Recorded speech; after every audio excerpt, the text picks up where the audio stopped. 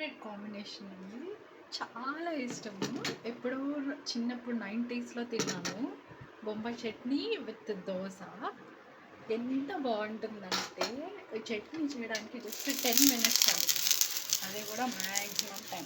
1 onion, 1 tomato, 1 ఆలు, 1 carrot పోపేసి mix చేసేసి ఉప్పు, పసుపు వేసి ఒక చిన్న కప్‌లో 2 టేబుల్ స్పూన్స్ ఆఫ్ శనగపిండి, వాటర్ వేసి మిక్స్ చేసి ఇందులో యాడ్ చేయాలి.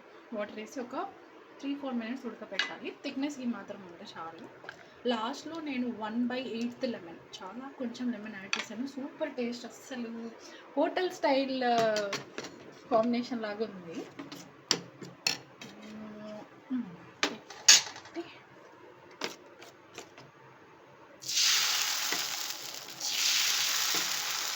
ఇంకా 1 హ్యాండ్తో దోస వేసుకుంటే